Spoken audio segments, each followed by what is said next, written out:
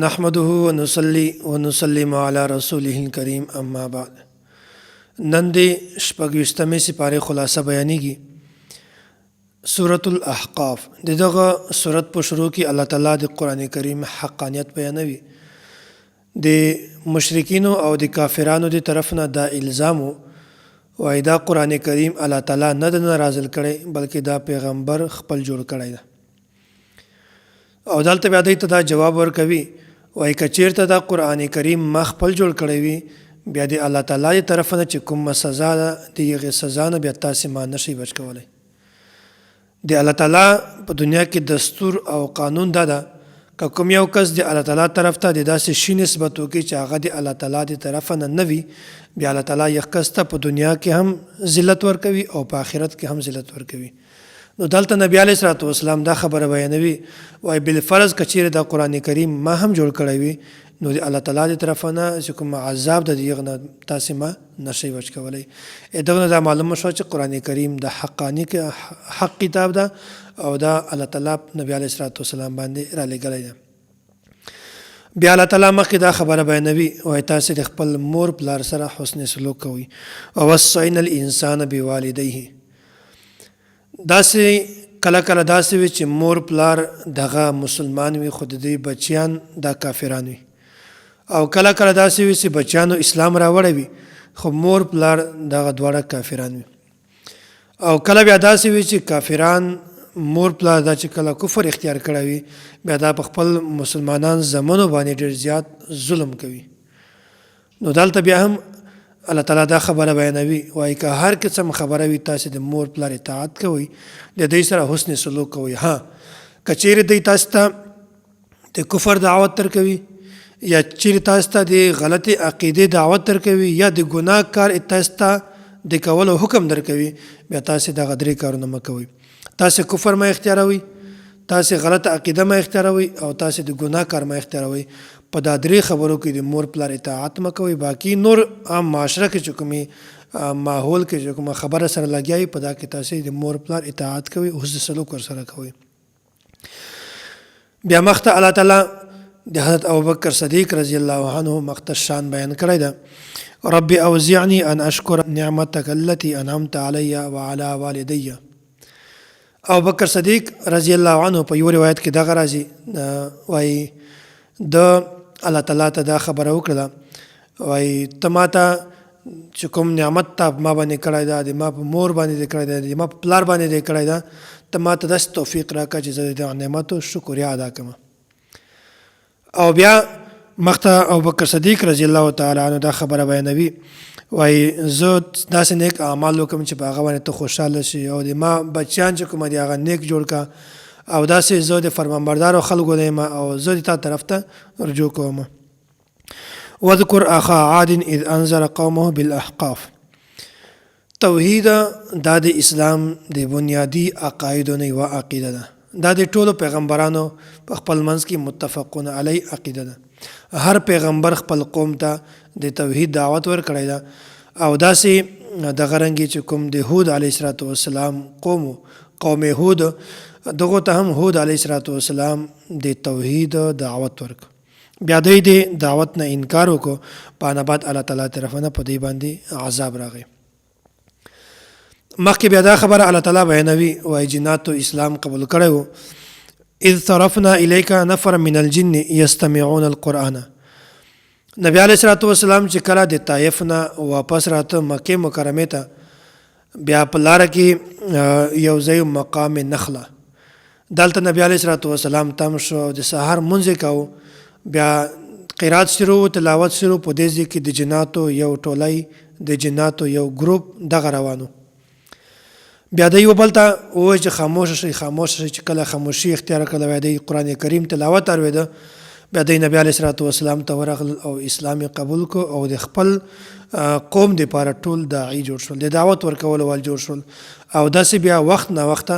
کله کله بیا د جناتو وفود دا به نبی علیه الصلاة والسلام ته راتلل او دوی به اسلام قبلاو. بیا الله تعالی نبی علیه الصلاة والسلام ته د صبر تلقین ورکړی ده چې کله دوی داسې وشول چې طایف نه واپس راغلل تبلیغ یې ورکړ او بیا په طایف کې خلکو نبی علیه الصلاة والسلام ته ډېر زیات تکلیف ورکړ. نبی علیه الصلاۃ والسلام نبی علیه الصلاۃ والسلام ته دغه خبره صبر او تلقین بیانوي، وایي تا سره چې کوم تکلیف شوی ده، تا ته کوم تکلیف دی درکړی د په باندې صبر اختیاروه، ځکه چې تا نه مخته څومره هم پیغمبرانو هغه ټولو ته خپلو قومو تکلیف ورکړی دی، بیا دوی صبر اختیار کړی دی. دا صورت ختم شو. مخکې بل صورت ته صورت محمد. الذين صبروا وصدوا عن سبيل الله. دلته الله تعالی دا خبره بیانوي، وایي کافرانو دوه کارونه کړي. یو خدا ده چې کافرانو خپل هم غلط اعمال کړي، خپل هم کفر اختیار کړي او نورو خلکو ته هم د ګناهو دعوت ورکاو او داسې نور خلک هم د نیکو اعمالو نه منع کاوه. بیا داسې وشول چې الله تعالی د دې اعمال چې کوم دا ټول ضایع کړ او د دغه په مقابله کې مسلمانان د په اسلام قبول کړي او دغه سي قران کریم ایمان الله تعالی طرف نه چې کوم په نبی علیه الصلاه والسلام باندې قران کریم را نازل شوی د قران کریم نو بیا داسې الله تعالی د تداو کړ چې د زړه اصلاح وکړه او الله تعالی د ټول ګناهونه معاف کړ. فاذا لقيتم الذين كفروا. بیا مخکې الله تعالی دلته دوه خبرې بیانوي، وایي د کافرانو چې کوم قیدیان دي د یو باره کې مسلمان حاکم دا دوه اختیار دی، یو خدا ده چې دینه فدیه واخلي او دوم دا ده چې دی قتل کی. نو دلته دا خبره بیان شوې ده، وایي تاسو ته اختیار ده که تاسو د دینه فدیه اخلي او که دی قتل کوي. د جنگ بدر په موقع باندې چې کوم اویا د کافرانو چې کوم کسانو هغه قیدیان شوي، بیا داسې وشول چې په دغه وخت کې ډېرو صحابه کرامو دغه رایه ورکړې وه چې دوی نه د فدیه واخلي او دوی دې آزاد کړلی شي. بهرحال په دغه وخت کې د کمو صحابه کرامو دغه رایه وه، په هغه کې حضرت عمر فاروق رضی الله عنه هم و چې هغه ورته وویل چې دوی نه فدیه مه اخلي بلکې دوی قتل کوي. بیا نبی علیه الصلاه والسلام د اکثر صحابه کرامو رایه باندې ترجیح ورکړله او د کوم چې قیدیانو هغه ټول قیدیانو د فدیه واخیستله او آزاد یې کړل. بیا الله تعالی په دا خبره باندې د ناراضګۍ اظهار وکړو او دا یې وویل په هغه ځای کې د ناراضګۍ اظهار کړی او دلته بیا الله تعالی خپله دا خبره بیان کړې ده، وایي که تاسې فدیه ځینې اخلئ هم هغه د تاسې خپل اختیار ده. نو په دې کې تعارض نشته. اول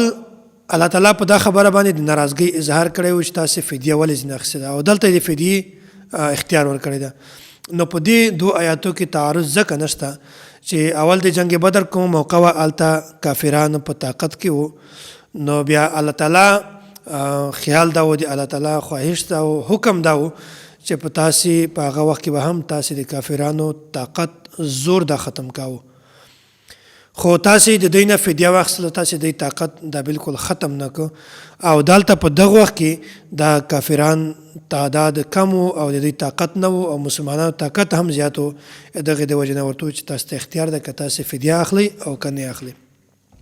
نو حاکم سړي ته مسلمان ته د قیدیانو باره کې 4 قسمه احکامات. یو خدا ده چې تاسې که دوی قتل کوئ قتل یې کوي او بل که دوی غلامان جوړوي خپل غلام یې جوړ کړي او درم نمبر فدیه ده. فدیه کې دا ده چې مال هم ده او د قیدیانو تبادله هم ده او 4مه دا ده چې تاسې بغیر د فدیه نه دوی آزاد کړي. بیا الله تعالی مخکې دا خبره بیانوي، وایي په جنتیانو باندې 2 قسمه انعامات دي، خو 4 قسمه انعامات الله تعالی دلته بیان کړي دي. یو انعام خدا ده چې جنتیانو ته به د اوبو چشمې جاری وي، چینې به وي، د اوبو به چینې وي او داسې د ګیمنه شهد چې کومه ده د هغو چینې به وي او د شرابو به وي او داسې 4 نمبر د شهودو چینې دا به هم الله تعالی په جنت کې د جنتیانو دپاره جاری کړي. دا به بالکل صاف او شفاف وي، دا کې به هیڅ بدبو نه وي، خرابي به نه وي، بدبوداره به نه وي او داسې د هغو خوند به بالکل ذایقه به بیا هم د هر شي ټیک وي. نو داسې الله تعالی دا انعامات هم په جنتیانو باندې کړي دي. ويقول الذين آمنوا لولا نزلت سورة. صحابه کرام رضوان الله تعالی علیهم اجمعین دا مخلص او نبی علیه الصلاه والسلام او د قران کریم سره ډیر زیات به انتها عشق او محبت او دوی به دا انتظار کوو چې الله تعالی طرفه په نبی علیه الصلاه والسلام باندې یو سورت را نازل شي، په هغه کې د جهاد حکم مونږ ته د جهاد اجازت ملاو شي او مونږ د خپل زړه تزکیه ده هم وکړو. دوی به ډیر زیات خوشحالېدل چې کوم آیات را نازل شي او داسې چې کوم منافقین هغه هم په ظاهره باندې خوشحالي اظهار کو په ظاهر باندې کو انن زړه کې د دې ډیر زیات حسد او کینه و او چې کله بیا د آیات را نازل شو صورت پر نازل شو بیا په هغه کې به چې کله د جهاد حکم و بیا به د دې رنگونه داسې و لکه په یو سړي باندې چې بالکل د ځن کدن حالت وي داسې به د دې رنگونه او پریشانه په هر ځای کې به پریشانی و په دې باندې دا مخکې بل صورت ته سورۃ الفتح انا فتحنا لك فتحا مبینا نبی علیه الصلاۃ والسلام د عمره کولو اراده وکړه او داسې نبی علیه الصلاۃ والسلام خوب ولدی چې زه د صحابه کرام رضوان الله علیهم اجمعین سره زم او عمره کوم بیا نبی علیه الصلاۃ والسلام عمره ته روان شو خو مخکې مشرکین چې کوم هغه نبی علیه الصلاۃ والسلام لار ونیوله اجازه ته نه ورکو بیا داسې وشول چې دا آیات را نازل شو په دا کې دا خوشخبری و چې ته مکه فتح کوي ته به دا خوشخبری بهرل دا خوب چې کوم او دا خوشخبری دا په سن 8 هجری کې پوره شوله بیا په اسمت انبیا باندې مخته دلایل دي خبره د تفصیلی خبره مخکې تر شوې ده بیا نبی علیه الصلاۃ والسلام چې کله د عمرې لپاره د صحابه کرامو سره ولاړی مخته بیا نبی علیه الصلاۃ والسلام حضرت عثمان غنی رضی الله عنه دغه ورولېږه مشرکینو ته ورته ویل چې مونږ صرف د عمرې لپاره راځو بل د مونږ هیڅ مقصد نشته حضرت عثمان غنی رضی الله تعالی عنه چې کله مکه مکرمه ته ولاړی د دسر نور کسان هم بیا په غزه کې واپسی باندې نبی علیه الصلاۃ والسلام ته دا خبر راغی چې د مشرکین خو حضرت عثمان غنی رضی الله عنه شهید ک بیا په دغه وخت کې نبی علیه الصلاۃ والسلام د صحابه کرامو نه بیعت واخیسته بیعت رضوان چې په هغه کې د دا بیعت کو چې څو پورې موږ د حضرت عثمان غنی رضی الله عنه بدلنه یاخسته په هغه وخت کې موږ د دې نه واپس نزو دا تفصیلی خبره مخکې تیر شوې ده بیا داسې